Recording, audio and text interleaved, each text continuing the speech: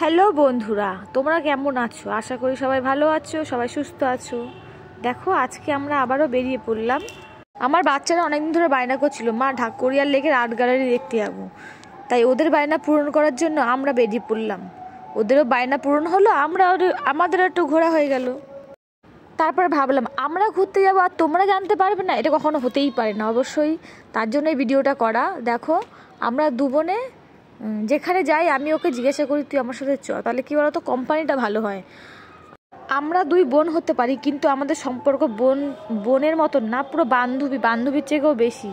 মানে ওকে ছাড়া আমার চলে না, আমাকে ছাড়া ওকে চলে না। কোথাও গেলে কিছু পড়া, কিছু খাওয়া দাওয়া, সব কিছু দুজনেকেই শেয়ার করি।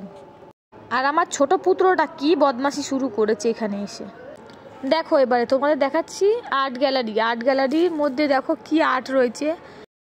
দেখো বন্ধুরা, তোমাদের কি দেখাচ্ছি, মা দুর্গা।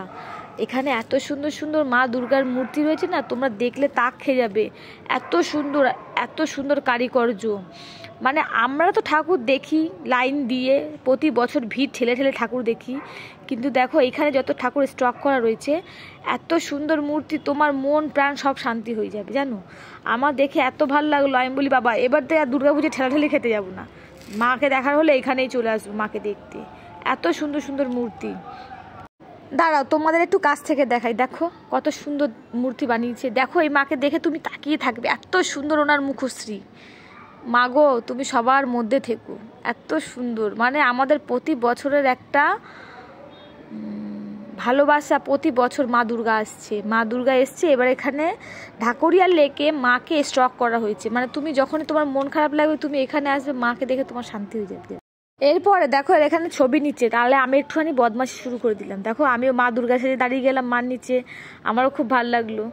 যাই হোক, এই দেখো এই জায়গাটার নাম মা ফিরে এলো। এই মা ফিরে এলো, এখানে একটা যে মিউজিয়াম বানিয়েছে, এত সুন্দর মায়ের মূর্তি, তোমাদের ভিতরে গিয়ে দেখাবো। তার মধ্যে আমার দিদি আর আমি একটু পোজ দিচ্ছিলাম হাঁটার। দেখো দুজনকে, আমার দু বোনকে সেম সেম দেখতে নাকি? কার কার মনে হয় যে আমাদের দু বোনকে সেম সেম দেখতে, একটু কমেন্টে জানিও। দেখো তোমরা আমাকে দেখে একটু মুখটা বেঁকালো, দেখলে? দেখো চলে গেল ওর ভাইয়ের কাছে। ওর ভাই যে এত দুষ্টুমি করছে, তার জন্য আমার উপরে রেগে গেছে। আচ্ছা, ও তো ছোটো মানুষ না, ও তো দুষ্টুমি করবেই। আচ্ছা যাই হোক, ওরা দু ভাই থাক আর আমরা দু বোন থাকি। আমরা দু বোন ভালো মিল আছে, ওদের দু ভাই ভালো মিল আছে, তাহলে ওরা আলাদা আমরা আলাদা, তাই না বলো? যাই হোক, তোমরা এবারে আস্তে আস্তে তোমরা দেখতে থাকো মায়ের মূর্তি। দেখো, দেখেছো কি সুন্দর, অপরূপ মা, তুমি সুন্দর। এই আর্ট গ্যালারি হয়তো অনেকেই দেখেছো, আর যারা দেখোনি আমি তাদেরকে দেখাতে চেয়েছি। এই আর্ট গ্যালারি এত সুন্দর বানিয়েছে মায়ের মূর্তি।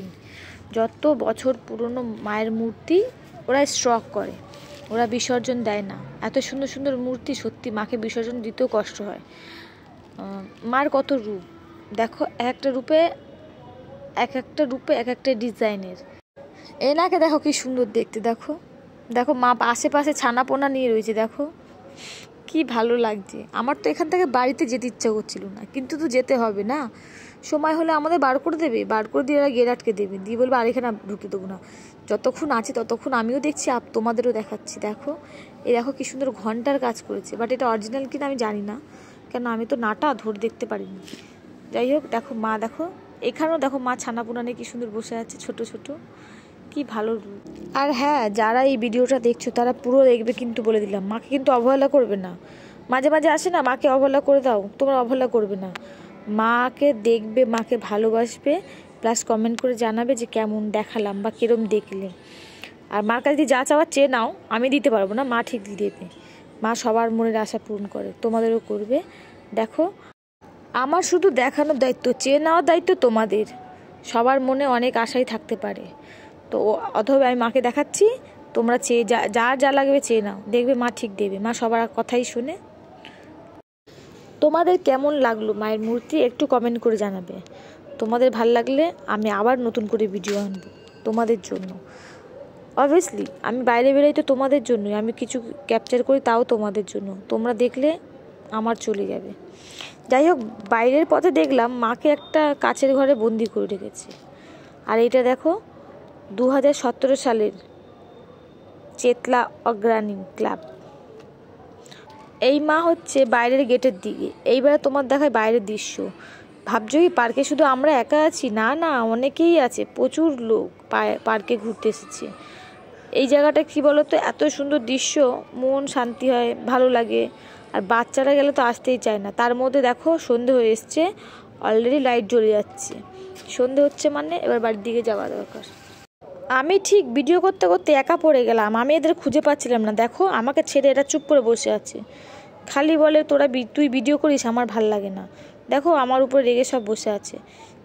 আমি ভিডিও করছি, এরা রেগে গেছে, তাতে আমার বইয়েই গেল। আমি আবার বাড়ি গিয়ে সবার মুড ঠিক করে দেবো। যাই হোক, এই বলে আমরা দেখো সন্ধে পুরো রাত হয়ে গেছে। গড়িয়াহাটেতে একটা ফুলের দোকান দেখলাম, আমার ভালো লাগলো তাই ক্যাপচার করলাম। রাতও হয়ে গেছে, বাড়ির দিকে রওনা দিচ্ছি। সবাই তোমরা ভালো থাকো, সুস্থ থাকো। আমি আবার তোমাদের জন্য নতুন ভিডিও আনবো। এই দিকে আমার দিদি বলছে আমাকে একটুখানি দেখা, তোর ভিডিওতে আমাকে একটু দেখাবি না? আমি বলি অবশ্যই দেখাবো। দেখো এটা আমার দিদি, কি সুন্দর দেখতে না? Thank you for watching.